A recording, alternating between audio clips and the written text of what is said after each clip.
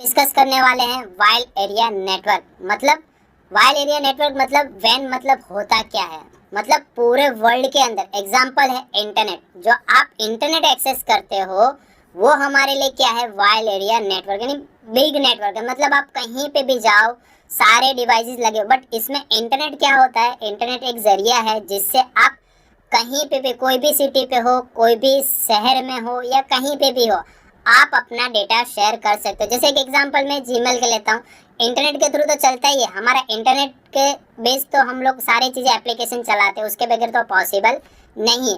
अब मैं यहाँ पे थोड़ा इंटरनेट के बारे में आपको बता दूँ, इंटरनेट क्या होता है। इंटरनेट मतलब हमारा एक आईएसपी होता है जो सर्विस, जो हमें इंटरनेट जो प्रोवाइड करता है वो कौन सी कंपनी, आईएसपी। आईएसपी मतलब इंटरनेट सर्विस प्रोवाइडर, मतलब हमको जो सर्विस प्रोवाइड करते हो कंपनी। जैसे हमारे पास पहले एक ही थी जो सर्विस प्रोवाइड करते थे, बीएसएनएल था। बीएसएनएल के बाद रिलायंस आया, रिलायंस के बाद एयरटेल, एयरटेल के बाद आइडिया, देन अभी जियो, ये सारी चीज़ें निकली। बट पहला जो हमारा आईएसपी जो इंटरनेट सर्विस प्रोवाइड करता था वो हमारा कौन सा था, बीएसएनएल। अब बीएसएनएल कैसा था कि पहले खुद का ही ब्रांड चला था, खुद ही सबको दे।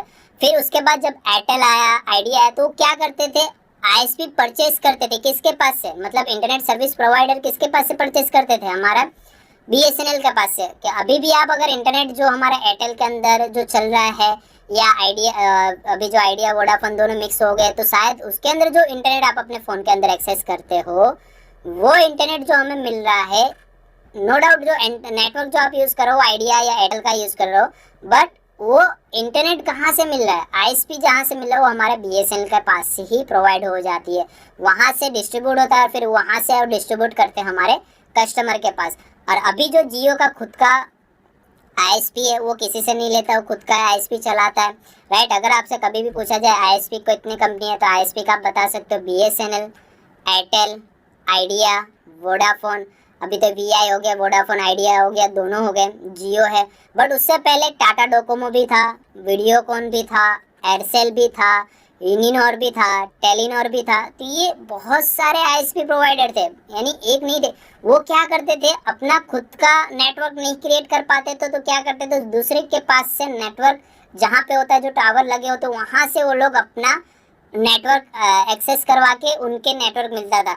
अगर मेरे एक्सपीरियंस में मैं बताऊँ, जब मैं एयरसेल का सिम कार्ड अगर मैं यूज़ करता था, जब उसके अंदर इंटरनेट एक्सेस करने के लिए सेटिंग से कुछ भी मैं अलाउ करने के लिए मांगता था, जो नेटवर्क जो चलता था ना, वो वीडियोकॉन के ऊपर या आइडिया के ऊपर, ये दोनों के ऊपर चलता था। मतलब एयरसेल का खुद का नेटवर्क था ही नहीं, वो अपना नेटवर्क आइडिया और अपना दूसरे कंपनी के थ्रू से एक्सेस करके हमको मिलता था वीडियो कॉल।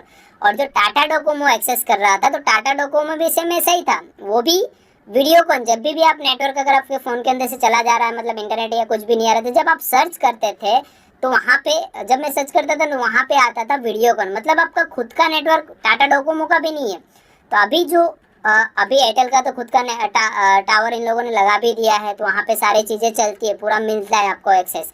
बट हमारा पहला जो आईएसपी प्रोवाइडर है यानी खुद का जो है वो बीएसएनएल ही है, राइट। अगर आपसे कभी, वापस से मैं रिपीट कर रहा हूँ, अगर आपसे कभी पूछा जाए कि आपका इंटरनेट सर्विस प्रोवाइडर कौन है, तो बीएसएनएल का नाम पहला लोगे, फिर उसके बाद रिलायंस के बाद फिर अलग अलग कंपनी आई, वो भी किसके पास से लेती है, हमारे बीएसएनएल और रिलायंस की जगह तो अब जियो हो गया, रिलायंस तो अब इतना नहीं चलता है, राइट। तो ये क्या है, वाइल्ड एरिया नेटवर्क है, जिससे तुम्हारा पूरा इंटरनेट एक्सेस होता है, पूरा वर्ल्ड के अंदर तुम्हारा डेटा कनेक्टिविटी होता रहता है, राइट। तो ये था हमारा वाइल्ड एरिया नेटवर्क। उसके बाद हम पढ़ेंगे पैन मतलब पर्सनल एरिया नेटवर्क। जैसे आप अपने फ़ोन के अंदर हॉटस्पॉट कनेक्ट करते हो, कोई भी कहता है इंटरनेट एक्सेस करने के लिए, जैसे आप हॉटस्पॉट कनेक्ट करते हो तो उससे आप क्या क्या कनेक्ट कर सकते हो। जैसे आपने हॉटस्पॉट कनेक्ट किया तो अभी स्मार्ट टीवी भी आ चुका है, तो अपना टीवी भी कनेक्ट कर सकते हो वो नेटवर्क से। अपना प्रिंटर अगर स्मार्ट है तो प्रिंटर भी कनेक्ट कर सकते हो, लैपटॉप भी कनेक्ट कर सकते हो।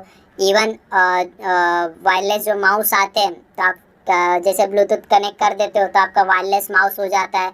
तो वो क्या होता है, पर्सनल एरिया नेटवर्क। उसकी कैपेसिटी कितनी होती है, 10 मीटर्स, उससे ज़्यादा उसकी डिस्टेंस नहीं कर पाएगा, यानी डिवाइस की जो टेक्नोलॉजी इंफॉर्मेशन होती है वो 10 मीटर से ज़्यादा वो कनेक्टिविटी नहीं रह पाएगी। जैसे एक एग्जांपल दूँ, मैंने ब्लूटूथ ऑन किया और ब्लूटूथ से आप कनेक्ट हुए, जैसे मैं एक लैब में बैठा हूँ, अगर बंदे को मैं फाइल शेयर करूँ यहीं पे, अगर वो दूसरी लैब में चला जाएगा तब तक कनेक्टेड रहेगा, बट अगर वो पूरी लैब के ही बाहर चला जाएगा, पूरे ऑफिस से बाहर चला जाएगा तो कनेक्टिविटी डिस्कनेक्ट हो। अब अपने वाईफाई का ले लो, जैसे आपने मेरे फ़ोन में से हॉटस्पॉट कनेक्ट किया हुआ है, तो ये पूरे ऑफिस में अगर आप जहाँ पे रहोगे तो आपका कनेक्टिविटी आएगा, मतलब आप नज़दीक रहोगे तो ज़्यादा आएगा, अगर आप दूर चले गए तो थोड़ा थोड़ा उसका जो नेटवर्क का जो टावर के जो पॉइंट्स है वो थोड़े कम हो जाएंगे।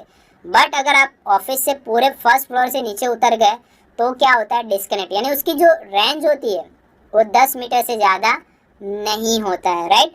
तो ये जो पैन होता है वो हमारा पर्सनल एरिया नेटवर्क जो हम लोग खुद क्रिएट करते हैं हॉटस्पॉट कनेक्ट करके, और सारे डिवाइसेस जो कनेक्ट होते हैं तो उसको हम लोग बोलते हैं पर्सनल एरिया नेटवर्क, राइट।